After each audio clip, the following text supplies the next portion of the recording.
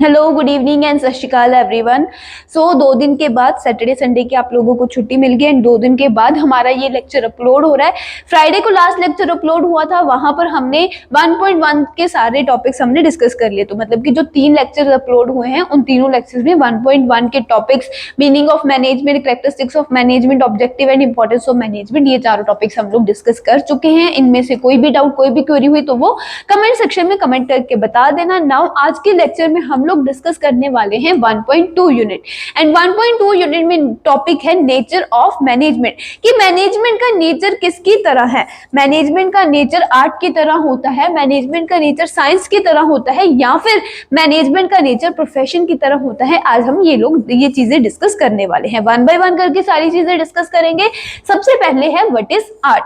Art क्या होती है, आर्ट को समझेंगे एंड ये भी समझेंगे कि क्या मैनेजमेंट एक आर्ट है या फिर नहीं है। तो देखो, आर्ट क्या है, जब भी आप अपनी किसी नॉलेज को, अपनी स्किल को प्रैक्टिकली अप्लाई करते हो ना, तो उस प्रैक्टिकल एप्लीकेशन को ही आर्ट कहा जाता है। It refers to the practical application of the existing knowledge skilfully. अपनी नॉलेज को प्रैक्टिकली अप्लाई करना इज आर्ट। जैसे कि डांस करना, dancing is art, singing is art, गाना गाना, सिंगिंग इज आर्ट। वैसे ही टीचिंग करना, ये भी क्या है, एक आर्ट है।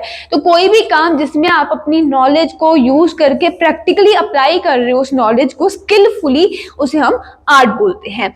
एंड आर्ट के कुछ फीचर्स भी होते हैं कि आपको कैसे पता चलेगा कि ये चीज आर्ट है या फिर नहीं है। अगर उसमें ये 3 फीचर्स प्रेजेंट होंगे तो किसी भी चीज को हम आर्ट कहेंगे। क्या क्या वो फीचर्स हैं? सबसे पहला फीचर है एग्जिस्टिंग ऑफ थ्योरेटिकल नॉलेज। किसी भी चीज को आर्ट अगर आपको कहना है तो उसमें आपको ये देखना पड़ेगा कि उसमें कोई थ्योरेटिकल नॉलेज एग्जिस्ट कर रही है। जैसे कि डांसिंग के कोरियोग्राफी के कुछ स्टेप्स होते हैं, सिंगिंग में सुर ताल जो होते हैं आपको उसकी नॉलेज होनी चाहिए, सारे गमा पादा निसा, तो उसकी नॉलेज आपको होनी चाहिए। तो वो क्या है, सारे गमा पादा निसा is theoretical knowledge for singing. तो आर्ट में हमेशा एग्जिस्टेंस होती है थ्योरेटिकल नॉलेज की, एंड उस थ्योरेटिकल नॉलेज की होती है पर्सनलाइज्ड एप्लीकेशन। यानी कि हर एक पर्सन क्या करता है, उस थ्योरेटिकल नॉलेज को, देखो थ्योरेटिकल नॉलेज होना जरूरी है एंड थ्योरेटिकल नॉलेज को हमें क्या करना है, प्रैक्टिकली अप्लाई करना है। और प्रैक्टिकली अप्लाई करने का जो तरीका होता है वो हर एक पर्सन का अपना अपना होता है। मैं आपको यहाँ पर बिजनेस स्टडीज पढ़ा रही हूँ, यूट्यूब पे कितने ही और टीचर्स हैं जो आपको बिजनेस स्टडीज टीच करते हैं, एंड सबका टीच करने का तरीका क्या है, अलग अलग है। सिंगर्स कितने सारे हैं, सबका सिंगिंग करने का तरीका जो है वो अलग अलग है, सबका अपना स्टाइल है। तो वो सबका अपना स्टाइल होना इज पर्सनलाइज्ड एप्लीकेशन। कि आर्ट में जब भी हम कोई काम कर रहे होते हैं उस काम को करने का तरीका अपना होता है, सबका पर्सनल होता है।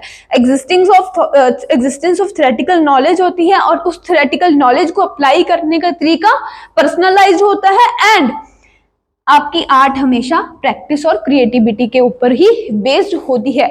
जितनी ज्यादा प्रैक्टिस, जितनी ज्यादा आपके अंदर क्रिएटिविटी, उतनी ही ज्यादा आपकी आर्ट अच्छी होगी। जितनी ज्यादा आप सिंगिंग की प्रैक्टिस करोगे, जितनी ज्यादा आप क्रिएटिव तरीके से गाओगे, उतनी ज्यादा ही आपकी सिंगिंग बेटर होगी। सो ये कुछ आर्ट के फीचर्स हैं एंड आर्ट के बारे में नॉलेज है। नाउ अब हम कह रहे हैं कि अगर किसी भी चीज में ये 3 फीचर्स प्रेजेंट होंगे तो उस चीज को हम आर्ट कहेंगे। अगर मैनेजमेंट में भी ये तीनों फीचर्स प्रेजेंट होते हैं तो मैनेजमेंट भी क्या है, आर्ट है। तो पहले पॉइंट की अगर बात करें थ्योरेटिकल नॉलेज, मैनेजमेंट में भी थ्योरेटिकल नॉलेज इन्वॉल्व होती है। अभी आप लोग क्या कर रहे हो, मैनेजमेंट की थ्योरेटिकल नॉलेज ही तो ले रहे हो। बिजनेस स्टडीज में +2 की जो बिजनेस पढ़ रहे हो सारी की सारी मैनेजमेंट के ऊपर है, तो मैनेजमेंट के बारे में थ्योरेटिकल नॉलेज ले रहे हो। चीजों को, रिसोर्सेज को कैसे मैनेज किया जाए, तो ये क्या है, फर्स्ट फीचर प्रेजेंट है। अब दूसरा है पर्सनलाइज्ड एप्लीकेशन। जैसे कि हर एक सिंगर का गाने का तरीका अपना अपना होता है, वैसे ही हर एक मैनेजर का रिसोर्सेज को मैनेज करने का तरीका भी अपना अपना होता है। कोई मैनेजर इफेक्टिव होगा, काम टाइम पे पूरा करता होगा, लेकिन खर्चा ज्यादा करके करता होगा। कोई मैनेजर एफिशिएंटली तरीके से काम करता होगा और कोई दोनों ही तरीकों से काम करता होगा, इफेक्टिवली भी और एफिशिएंटली भी। तो हर एक मैनेजर का रिसोर्सेज को मैनेज करने का तरीका क्या होता है, अपना अपना होता है, पर्सनलाइज्ड होता है। तो आर्ट का ये फीचर भी मैनेजमेंट में प्रेजेंट होता है, एंड मैनेजमेंट में ये वाला फीचर आर्ट का प्रेजेंट होता है कि आपकी मैनेजमेंट जो है वो प्रैक्टिस और क्रिएटिविटी के ऊपर ही बेस्ड होती है। जितनी ज्यादा आप प्रैक्टिस करोगे, जितने ज्यादा क्रिएटिव तरीके से आप चीजों को मैनेज करोगे, उतनी ही ज्यादा सक्सेसफुल आप मैनेजमेंट कर पाओगे। सो इस तरीके से हम लोग कह सकते हैं कि मैनेजमेंट क्या होती है, आर्ट होती है 100%, क्योंकि मैनेजमेंट में आर्ट के सारे फीचर्स प्रेजेंट होते हैं। कौन कौन से फीचर्स होते हैं, existence of theoretical knowledge, personalised application, and last है based on practice and creativity. Clear हुआ? नाउ अब बात करते हैं साइंस की। सबसे पहले तो साइंस होती क्या है। साइंस बेसिकली क्या है कि यूनिवर्स में, वर्ल्ड में क्या हो रहा है, क्या क्या चीजें प्रेजेंट है, क्यों वो चीजें प्रेजेंट है, उनका आपस में क्या रिलेशनशिप है, इन सभी चीजों के बारे में जब आप सवाल करते हो और उनका जवाब ढूंढते हो, उसे ही हम क्या कहते हैं, साइंस है। कि अगर ग्रेविटी है, ग्रेविटी होने से क्या होगा, ग्रेविटी होने से अगर हम कोई भी चीजें हवा में छोड़ेंगे तो वो धरती नीचे गिर जाएंगी, वो हवा में लटके नहीं रह सकती। तो इसे ही हम क्या कहते हैं, साइंस कहते हैं। कि चीजों को समझना, जो भी आपके आसपास, आपके वर्ल्ड में, आपके यूनिवर्स में चीजें प्रेजेंट है, उनको ऑब्जर्व करना कि ये चीजें क्यों प्रेजेंट है, इनका क्या कारण है प्रेजेंट होने का, एंड सारे सवालों के जवाब ढूंढकर उनको एक्सपेरिमेंट वगैरह करना ही क्या है, साइंस होती है। Science any system of knowledge, science एक सिस्टम ऑफ नॉलेज है that is concerned with the physical world, जो कि एक फिजिकल वर्ल्ड से कंसर्न्ड है, and entails unbiased observation and systematic experiments. And science में क्या होते हैं, ऑब्जर्वेशंस एंड एक्सपेरिमेंट्स किए जाते हैं। पहले ऑब्जर्व किया जाता है, एंड ऑब्जर्व करके जो चीज हमें समझ आ रही है उसको अलग अलग चीजों पे ट्राई करके देखा जाता है कि सब चीजों पर वो चीज कैसे अप्लाई हो रही है। सो साइंस का आपको समझ आ गया क्या है। नाउ हमें ये देखना है कि मैनेजमेंट क्या साइंस है, मैनेजमेंट में भी क्या ऑब्जर्वेशंस होती हैं, मैनेजमेंट में भी क्या एक्सपेरिमेंट्स किए जाते हैं। ये चीजें हमें अगर देखनी है, हमें देखनी है ये चीजें। अगर मैनेजमेंट में भी ऑब्जर्वेशंस होती है, अगर मैनेजमेंट में भी एक्सपेरिमेंट्स होते हैं, तो मैनेजमेंट भी क्या है, साइंस है। तो क्या क्या फीचर्स हैं। सबसे पहला फीचर साइंस का है सिस्टमाइज्ड बॉडी ऑफ नॉलेज, कि साइंस एक सिस्टमाइज्ड बॉडी ऑफ नॉलेज है। हर एक चीजें हम एक सिस्टमाइज्ड तरीके से ही समझते हैं, पढ़ते हैं। प्रिंसिपल्स बेस्ड ऑन एक्सपेरिमेंटेशन, जितने भी प्रिंसिपल्स आप साइंस में पढ़ते हो, law of Newton, law of gravity वगैरह जितने भी आप पढ़ते हो, सारे के सारे प्रिंसिपल्स जो हैं वो एक्सपेरिमेंट करके ही बनाए गए हैं। तो एक्सपेरिमेंटेशन पर बेस्ड है, एंड यूनिवर्सल वैलिडिटी होती है इन सारे एक्सपेरिमेंट्स की। आप चाहे यूएसए चले जाओ, चाहे कनाडा चले जाओ, चाहे कहीं मर्जी चले जाओ, सारे के सारे जो प्रिंसिपल्स हैं वो एज इट इज ही अप्लाई होंगे, उनमें कोई भी चेंज नहीं होगा। नाउ अगर मैनेजमेंट की बात करें तो क्या मैनेजमेंट में भी ये सारे फीचर्स प्रेजेंट होते हैं। तो देखो नॉलेज वाला पॉइंट तो अभी हम पीछे करके आए हैं आर्ट में भी, कि मैनेजमेंट में भी नॉलेज प्रेजेंट होती है। तो फर्स्ट पॉइंट प्रेजेंट होता है। प्रिंसिपल्स बेस्ड ऑन एक्सपेरिमेंटेशन, ये आपको नहीं पता होगा कि साइंस में मैनेजमेंट में एक्सपेरिमेंट्स होते हैं या फिर नहीं होते, प्रिंसिपल्स होते हैं या नहीं होते। तो आपको बता दूं कि साइंस में मैनेजमेंट में भी कुछ प्रिंसिपल्स हैं, और उन प्रिंसिपल्स के बारे में हम लोग पढ़ेंगे चैप्टर नंबर 2 में। कुछ प्रिंसिपल्स हैं जो कि हमें हेनरी फ्योल और एफडब्ल्यू टेलर ने दिए थे, कुछ टेक्निक्स दी थी, एंड ये सारे प्रिंसिपल्स जो थे वो एक्सपेरिमेंट करके, ऑब्जर्व करके कि एक ऑर्गेनाइजेशन में किस तरह से काम हो रहा है, किस तरह से मैनेजमेंट काम करती है, किस तरह से वर्कर्स काम करते हैं, इन सभी चीजों को समझ के, ऑब्जर्व करके उन्होंने कुछ प्रिंसिपल्स हमें दिए हैं, जो कि हम चैप्टर नंबर 2 में पढ़ने वाले हैं। तो जिस तरह से साइंस में कुछ प्रिंसिपल्स प्रेजेंट होते हैं, उसी तरह से मैनेजमेंट में भी कुछ प्रिंसिपल्स प्रेजेंट होते हैं। नाउ थर्ड पॉइंट की अगर बात करें, यूनिवर्सल वैलिडिटी। साइंस के प्रिंसिपल्स यूनिवर्सली वैलिड होते हैं, यूएसए कनाडा कहीं पर भी, लेकिन मैनेजमेंट के प्रिंसिपल्स यूनिवर्सली वैलिड नहीं होते। हम लोगों ने पीछे पॉइंट भी पढ़ा था, नहीं अभी नहीं पढ़ा, वो आगे आएगा, सॉरी। यूनिवर्सल वैलिडिटी, ये पॉइंट साइंस का मैनेजमेंट में प्रेजेंट नहीं होता। क्यों नहीं प्रेजेंट होता? क्योंकि देखो मैनेजमेंट में हम लोगों ने क्या करना है, रिसोर्सेज को मैनेज करना है, physical as well as human resources दोनों को मैनेज करना है। तो अगर हम ह्यूमन रिसोर्सेज को मैनेज करने की बात करें तो ह्यूमन रिसोर्सेज यानी कि एम्प्लॉयज की बात हो रही है। कितने ही सारे एम्प्लॉयज हमारी ऑर्गेनाइजेशन में काम करते हैं, सभी एम्प्लॉयज की नीड्स क्या होती हैं, डिफरेंट डिफरेंट होती हैं। आपके अगर घर पर भी हम देख लें, 4 लोग रहते हो, मम्मी पापा भाई बहन, चारों लोगों की नीड्स एंड वांट्स अलग अलग होगी, चारों लोगों की पसंद नापसंद अलग अलग होगी। उसी तरह से एक ऑर्गेनाइजेशन में काम करने वाले कितने सारे लोग होते हैं, सबकी नीड्स एंड वांट्स सेम नहीं हो सकती, सबकी जरूरतें अलग अलग होती हैं। तो उन सबकी जरूरतों को ध्यान रखने के लिए आपको अलग अलग तरीकों से उन्हें मैनेज करना होगा, उन्हें हैंडल करना होगा, सो दैट ये जो प्रिंसिपल्स हम लोग सेकेंड चैप्टर में पढ़ने वाले हैं वो यूनिवर्सली वैलिड नहीं होते। यानी कि मतलब क्या है, मैनेजमेंट अप्लाई हर जगह होगी, हर जगह हमें मैनेजमेंट की जरूरत है, लेकिन उनका जो रिजल्ट है वो सेम आए वो हम कुछ नहीं कह सकते। लेकिन अगर हम बात करें ग्रेविटी का रिजल्ट हर जगह सेम है ना। अगर मैं पेन छोड़ दूं, चाहे आज इंडिया में रहकर मैं ये पेन छोड़ दूं, यूएसए जाकर ये मैं पेन छोड़ दूं, इसे नीचे धरती पर ही गिरना है तो रिजल्ट सेम आएगा ना, चेंज नहीं होने वाला। यूनिवर्स में चली जाऊं तो वहां पर ग्रेविटी नहीं है तो वहां पर ये गिरेगा नहीं। तो लॉ ऑफ ग्रेविटी में जो लिखा हुआ है उसका रिजल्ट उसी तरह से आने वाला है, कुछ भी चेंज नहीं होने वाला। लेकिन ये जो प्रिंसिपल हम चैप्टर 2 में पढ़ने वाले हैं, जरूरी नहीं है इनमें जो लिखा हुआ है वैसा ही रिजल्ट आपको आए। ये जस्ट हमें क्या दी हुई है, जर्नल गाइडलाइंस दी हुई है कि एक मैनेजर को ऐसा काम करना चाहिए, अगर वो ऐसा करेगा तो ऐसा होगा। जरूरी नहीं है हर एक सिचुएशन में वैसा ही हो। सो ह्यूमन मैन से, ह्यूमन बीइंग से रिलेटेड होने की वजह से मैनेजमेंट में थर्ड पॉइंट जो है साइंस का वो प्रेजेंट नहीं होता। एंड इसी वजह से हम लोग मैनेजमेंट को इनएग्जैक्ट साइंस बोलते हैं। साइंस है लेकिन सारे पॉइंट्स प्रेजेंट ना होने की वजह से ये क्या है, एक इनएग्जैक्ट साइंस है।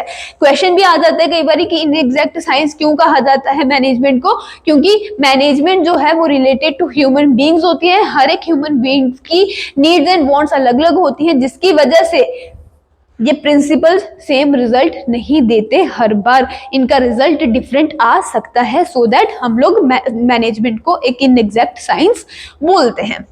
क्लियर होगी ये चीज? नाउ लास्ट है, व्हाट इज प्रोफेशन। प्रोफेशन क्या होता है? प्रोफेशन बेसिकली किसी भी स्पेशल फील्ड में जब आप अपनी स्किल्स नॉलेज को यूज करके लोगों को सर्विस प्रोवाइड करके पैसे कमाते हो तो उसे हम प्रोफेशन बोलते हैं। It refers to that economic activity वो होती है जिसके इकोनॉमिक एक्टिविटी वो होती है जो एक्टिविटी करके हमें पैसे मिलते हैं। तो प्रोफेशन एक ऐसी इकोनॉमिक एक्टिविटी है which is conducted by a person, जो कि एक ऐसे पर्सन द्वारा कंडक्ट की जाती है जिसको स्पेशल नॉलेज होती है, जिसके पास स्पेशल स्किल्स होती है, which is used impartially to serve various section of the society. And वो स्किल्स और नॉलेज जो है वो सोसाइटी को सर्विस प्रोवाइड करने के लिए यूज की जाती है। तो बेसिकली अगर हम एग्जांपल्स लें तो डॉक्टर के पास एक स्पेशल फील्ड में स्किल और नॉलेज होती है, लॉयर के पास अपनी फील्ड में स्किल और नॉलेज होती है, सीएस के पास अपनी फील्ड में नॉलेज और स्किल होती है, आर्किटेक्चर इंजीनियर वगैरह होते हैं, इनके पास अपनी अपनी फील्ड में स्किल और नॉलेज होती है। जब ये लोग अपनी फील्ड बेस्ड जो स्किल और नॉलेज इनके पास है उनको यूज करके लोगों को, सोसाइटी को सर्विस प्रोवाइड करते हैं तो उसे हम बोलते हैं प्रोफेशन। सर्विस प्रोवाइड करने के बदले में ये लोग सोसाइटी से फीस चार्ज करते हैं, so that it is a economic activity. Now इसके फीचर में हमारे पास है 5 पॉइंट्स। इन 5 पॉइंट्स के बेसिस पे हमें बताना है कि क्या मैनेजमेंट प्रोफेशन होता है या फिर नहीं। Well defined body of knowledge, profession क्या है? एक well defined body of knowledge है। डॉक्टर बनना है, अच्छे से पढ़ाई करनी पड़ेगी, जो कोर्स है सारा कंप्लीट करना पड़ेगा। सीए बनना है, सारी पढ़ाई करनी पड़ेगी, जो कोर्स है कंप्लीट करना होगा, एग्जाम्स वगैरह क्लियर करने होंगे। इसी तरह से लॉयर की जो एलिजिबिलिटी क्राइटेरिया है वो भी आपको पूरा करना होगा, वो आपको सारा पढ़ना होगा। So well defined body of knowledge होती है एक प्रोफेशन। एंड नॉलेज जो है वो मैनेजमेंट में भी आपको लेनी होगी। नेक्स्ट पॉइंट है रिस्ट्रिक्टेड एंट्री। तो नॉलेज अगर लेनी होगी तो ये वाला पॉइंट मैनेजमेंट में प्रेजेंट होता है। नेक्स्ट पॉइंट है रिस्ट्रिक्टेड एंट्री। प्रोफेशन में अगर आपको एंटर होना है तो एंटर ऐसी नहीं मिल जाएगी, एंट्री ऐसे ही नहीं मिल जाएगी, एंट्री रिस्ट्रिक्टेड होती है। जैसे कि मूवी देखने जाते हो तो टिकट होगी अगर आपके पास, तभी आपको मूवी हॉल में एंट्री मिलती है, अगर टिकट नहीं है तो मूवी हॉल में एंट्री नहीं मिलेगी। वैसे ही अगर आपके पास आपकी उस स्पेशल फील्ड में डिग्री नहीं है और प्रैक्टिस सर्टिफिकेट नहीं है, सर्टिफिकेट ऑफ प्रैक्टिस नहीं है, तो उस केस में आपको प्रोफेशन में एंट्री नहीं मिलेगी। प्रोफेशन में एंट्री लेने के लिए आपको डिग्री और प्रैक्टिस सर्टिफिकेट लेना पड़ेगा। जैसे कि लॉयर बनना है तो लॉयर बनने के लिए पहले आपको LLB करनी पड़ेगी, देन बार काउंसिल का एग्जाम क्लियर करके उनसे सर्टिफिकेट लेना होगा प्रैक्टिस करने का, यानी कि लोगों को सर्विसेज प्रोवाइड करने की परमिशन लेनी होगी आपको। तो प्रैक्टिस सर्टिफिकेट को आप इस तरह से समझ सकते हो कि ये सारे लोग क्या करते हैं, सोसाइटी को सर्विसेज प्रोवाइड करते हैं, एंड वो सर्विसेज प्रोवाइड करने के बदले में इन्हें परमिशन लेनी पड़ती है। सिर्फ डिग्री लेना काफी नहीं है, परमिशन भी लेनी पड़ेगी, एंड उस परमिशन को हम बोलते हैं प्रैक्टिस सर्टिफिकेट। सो प्रोफेशन में एंट्री रिस्ट्रिक्टेड होती है, डिग्री प्लस प्रैक्टिस सर्टिफिकेट होना जरूरी है उसी फील्ड में जिसमें आप एंटर करना चाहते हो। लेकिन मैनेजमेंट में ऐसी कोई रिस्ट्रिक्शन नहीं होती। जैसे कि आप लोग देखते हो कि कोई नॉन मेडिकल बैकग्राउंड वाला बंदा भी MBA कर रहा होता है, मेडिकल बैकग्राउंड वाला भी MBA कर रहा होता है, कॉमर्स वाला भी कर रहा होता है, आर्ट्स वाला भी कर रहा होता है, तो ऐसी कोई भी रिस्ट्रिक्शन नहीं होती मैनेजर बनने के लिए। प्रोफेशनल एसोसिएशन, ये जो प्रोफेशंस है ना, CA, डॉक्टर, लॉयर, इनकी कुछ एसोसिएशन, कुछ ऑर्गेनाइजेशंस बनी हुई हैं, कुछ ऑर्गेनाइजेशंस जो कि इन्हें कंट्रोल करती हैं। देखो अभी मैंने बोला ना कि अगर आपको प्रोफेशन में एंटर होना है तो उसके लिए आपको परमिशन सर्टिफिकेट लेना होगा, यानी कि प्रैक्टिस सर्टिफिकेट लेना होगा। अब वो प्रैक्टिस सर्टिफिकेट लिया कहां से जाएगा, वो प्रैक्टिस सर्टिफिकेट आपको मिलेगा इस प्रोफेशनल एसोसिएशन से। जैसे मैंने बोला कि लॉयर बनना है तो बार काउंसिल का एग्जाम देना होगा। बार काउंसिल क्या है, लॉयर्स के लिए प्रोफेशनल एसोसिएशन है। ये प्रोफेशनल एसोसिएशन का क्या काम होता है, सभी लॉयर्स के बिहेवियर को कंडक्ट करना। अगर लॉयर्स अपने क्लाइंट्स के साथ मिसबिहेव करते हैं तो उनके लाइसेंस को कैंसिल करना, और पहले उन्हें लाइसेंस प्रोवाइड करने का काम भी प्रोफेशनल एसोसिएशन का ही होता है। लॉयर्स किस तरह से अपने क्लाइंट को रिप्रेजेंट करेंगे, उनका कोर्ट में क्या कंडक्ट होगा, ये सारे काम किसके होते हैं, प्रोफेशनल एसोसिएशन के ही होते हैं। सो प्रोफेशनल एसोसिएशन का पार्ट होना आपको जरूरी है अगर आप किसी भी प्रोफेशन में एंटर होना चाहते हो। अगर डॉक्टर बनना है तो डॉक्टर्स की जो प्रोफेशनल एसोसिएशन है उसका मेंबर आपको बनना पड़ेगा। लॉयर बनना चाहते हो, एडवोकेट बनना चाहते हो तो उसके लिए आपको बार काउंसिल का मेंबर बनना होगा। CA बनना चाहते हो तो उसके लिए आपको इंस्टीट्यूट ऑफ चार्टर्ड अकाउंटेंट का मेंबर बनना होगा। सो रिस्ट्रिक्टेड एंट्री होने के साथ साथ प्रोफेशनल एसोसिएशन में मेंबर बनना भी आपके लिए कंपलसरी है, एंड ये कंपल्शन मैनेजमेंट में नहीं होती। अगर आप मेंबर नहीं बनोगे तब भी आप मैनेजर बन सकते हो। Now ethical code of conduct, ये कोड ऑफ कंडक्ट बनाता कौन है, professional association. Code of conduct basically आपका बिहेवियर, आपका कंडक्ट क्या होगा, आपके कंडक्ट के रिगार्डिंग जो रूल्स होते हैं कि आप किस तरह से बिहेव करोगे क्लाइंट से डील वगैरह करते हुए, उसे हम बोलते हैं एथिकल कोड ऑफ कंडक्ट। तो अगर प्रोफेशनल एसोसिएशन का पार्ट होना ही जरूरी नहीं है तो एथिकल कोड ऑफ कंडक्ट को फॉलो करना भी जरूरी नहीं है एक मैनेजर के लिए। लेकिन बाकी प्रोफेशनल्स के लिए जैसे प्रोफेशनल एसोसिएशन का पार्ट होना जरूरी है, वैसे ही उनके द्वारा बनाए गए कोड ऑफ कंडक्ट को फॉलो करना भी जरूरी है। सो ये पॉइंट भी मैनेजमेंट में प्रेजेंट नहीं होता। लास्ट पॉइंट है सर्विस मोटिव। इन सभी का काम क्या होता है, सर्विसेज प्रोवाइड करना सोसाइटी को, एंड मैनेजर का काम भी क्या होता है, सर्विसेज प्रोवाइड करना ही होता है। सो प्रोफेशन के सिर्फ दो ही पॉइंट्स मैनेजमेंट में प्रेजेंट होते हैं, well defined body of knowledge and service motive. बाकी 3 points restricted entry, professional association and ethical code of conduct management में प्रेजेंट नहीं होते। सो दैट हम लोग कहेंगे कि मैनेजमेंट एक प्रोफेशन नहीं है। सो दैट्स इट, ये था टॉपिक। होपफुली आप लोगों को समझ आया होगा। कंक्लूजन के लिए मैं बता दूं, मैनेजमेंट आर्ट 100% है, साइंस इन एग्जैक्ट है लेकिन फुली नहीं है, एंड प्रोफेशन बिल्कुल भी नहीं है। ठीक है, आर्ट 100% है, साइंस इनएग्जैक्ट है, एंड प्रोफेशन बिल्कुल भी नहीं होता मैनेजमेंट। क्लियर हुआ गाइस? कोई भी डाउट, कोई भी क्वेरी हुई तो कमेंट सेक्शन में आपको ड्रॉप करनी है, आपको मालूम ही है। एंड लेक्चर समझ आया, नहीं समझ आया, ये भी आप लोगों को कमेंट करके मुझे बताना है। And thank you so much. इस चैप्टर को, इस टॉपिक को अपनी बुक से पढ़ लेना, अपने नोट्स बना लेना। मिलते हैं अगले लेक्चर में। Have a good day.